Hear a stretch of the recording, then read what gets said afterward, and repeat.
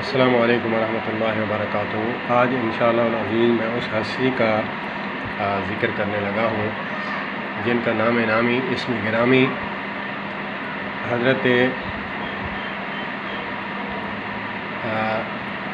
عبداللہ بن مبارک رحمہ اللہ تعالی، جو امام ابو حنیفہ رحمۃ اللہ تعالی علیہ کے شاگردوں میں سے ہیں، بہت بڑی ہستی ہیں اور ان کے ساتھ ایک عیسائی یا پھر کوئی یہودی رہتا تھا، پڑوسی تھا۔ اس کو کسی وجہ سے اپنا مکان بیچنا پڑا تو وہ ہجرت کرنے لگا۔ تو ان کو امام صاحب کو کسی نے بتایا کہ آپ کا پڑوسی ہے، وہ یہاں سے کوچ کرنے لگا ہے۔ تو پتہ چلا کہ پتہ کرو کہ کس وجہ سے جو ہے نا وہ یہاں سے جا رہا ہے، کسی پڑوسی کی وجہ سے جا رہا ہے کہ اس نے تنگ کیا ہے، یا پھر کوئی اپنی پرسنل کوئی مجبوری ہے۔ تو پتہ لگایا گیا کہ اس کی اپنی پرسنل مجبوری ہے، وہ جا رہا ہے۔ اور پتہ کیا کہ کتنے درہم لے رہا ہے۔ انہوں نے کہا کہ میں مثال کے طور پر 10 درہم جو ہے مکان کے لوں گا، 10 درہم جو ہے وہ پڑوسی کے لوں گا، کیونکہ پلاٹوں کی قیمت بڑھتی بھی پڑوسیوں کی وجہ سے، کم بھی۔ اور جہاں پلاٹ لیے جاتے ہیں وہاں پہ پہلے پڑوسیوں کے بارے میں لوگ آ کر پوچھتے ہیں کہ یہاں کے کس اخلاق کے مالک ہیں، یا پھر وہاں پہ پلاٹ لیتے ہیں جہاں پہ پڑوسی اچھا ہو۔ تو اسی لیے عبداللہ بن مبارک رحمۃ اللہ علیہ نے 20 درہم ان کو بھجوائے اور کہا کہ اس کو دے دو، کہو کہ یہاں سے نہ جائے۔ تو ان سے کسی نے پوچھا، سوال کیا کہ ہم نے نئی زبان دیکھی ہے، نیا کاروبار دیکھا ہے، یہ جو آپ نے کہا کہ 10 درہم جو ہے پڑوسی کے لوں گا اور 10 درہم جو ہے میں مکان کے لوں گا، اس کی وجہ کیا ہے؟ کہا کہ واللہ میں ایک یہودی یا عیسائی ہوں، مسلم نہیں ہوں، ان کے مذہب کا نہیں ہوں، لیکن جب میں کسی کاروبار کی غرض سے، مزدوری کی غرض سے باہر جاتا ہوں تو واللہ جیسے پہرا وہ اپنے گھر کے باہر دیتے ہیں، میرے گھر کے باہر بھی ویسے ہی پہرا دیتے ہیں۔ میری عزت محفوظ ہے، میرا مال بھی محفوظ ہے، مجھے کوئی فکر نہیں ہوتی۔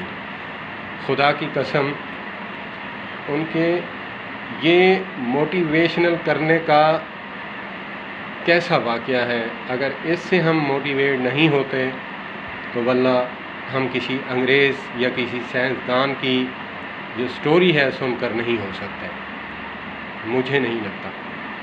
خدا کی قسم یہ کیا مثال ہے کہ ہمارے جیسے انسان، اور 100 سال پیچھے کی بات ہے، تقریباً 100 سال ہوگا یا 80 سال ہوگا، تو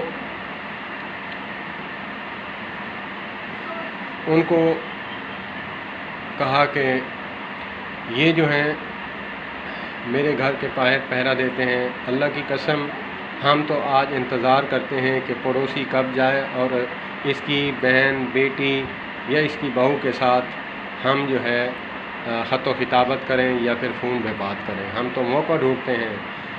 ہم ایسے مسلمان ہیں، نام کے مسلمان ہیں، واللہ ایسی موٹیویٹ کرنے والی باتیں اگر ہمیں امپریس نہیں کرتی، عمل پہ آمادہ نہیں کرتی، ہمارے ایمان کی کمی ہے۔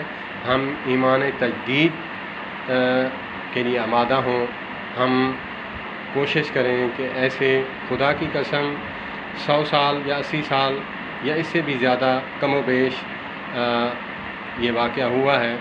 تو میں ابھی سناتے ہوئے میرے رونگٹے کھڑے ہو رہے ہیں، مجھے شک ہو رہا ہے، اور مجھے مسلمان کہلوانے پہ مجھے جو ہے فخر بھی ہے، اور میں شرم بھی محسوس کرتا ہوں کہ ہم ہیں مسلمان جنہیں دیکھ کر شرمائے آج کے یہود، کہ ایسے مسلمان ہوتے ہیں۔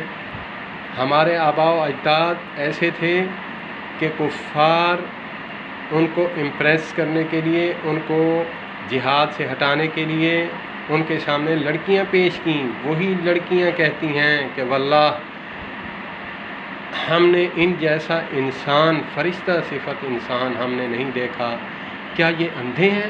آپس میں لڑکیاں گفتگو کرتی ہیں، حدیث پاک میں آتا ہے کہ یہ اندھے ہیں، نعوذ باللہ۔ میری اس بات سے کوئی یہ مطلب نہ نکالے کہ میں صحابہ کرام کا گستاخ ہوں۔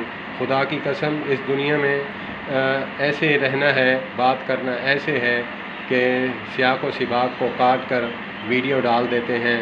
خدا کی قسم ویڈیو جو ہے وہ بندہ خدا کو جو ہے نا جواب دہ ہوگا جو کسی مسلک کی جو ہے ویڈیو کو سیاق و سباق کو کاٹ کر وہ جو ہے لوگوں کے سامنے پیش کرتا ہے، یہ باور کراتا ہے کہ یہ صحابہ کا گستاخ ہے، یہ اہل بیت کا گستاخ ہے۔ واللہ مسلمان ہی نہیں ہو سکتا جو صحابہ کرام اور اہل بیت کا گستاخ ہو۔ تو وہ بات نہ کریں، یہودیوں کی طرح ایک لائن پہ ہاتھ رکھ لیتے، اپنے مطلب کی دوسری پہ جو ہے ایک کو چھپا دیتے، دوسری پڑھ لیتے۔ ہمیں اسلاف کے نقش قدم پر چلنا چاہیے، نہ کہ یہود و نصارہ کے اسلاف کے پیچھے چلنا چاہیے، کیونکہ ہم مسلمان ہیں، ٹھیک ہے۔ ایک تو ہمارے عمل نہیں ہے، دوسرا پھر کسی کے گناہ جو ہے اپنے سر چڑھا کر، اپنے ہاتھ خالی لے کر، یہ کون سا مسلمان ہے، مجھے تو سمجھ نہیں آتی۔ تو اسی لیے ہمارا پڑوسی کے ساتھ کیا تعلق ہے، ہم اس بات سے کیا ایگری کرتے ہیں، یہ میرے ایمان پہ ڈیپینڈ کرتا ہے۔ میں کسی کی نیت پہ شک نہیں کرتا۔ اللہ پاک مجھے اور آپ کو عمل کی توفیق عطا فرمائے۔ والسلام علیکم ورحمۃ اللہ وبرکاتہ۔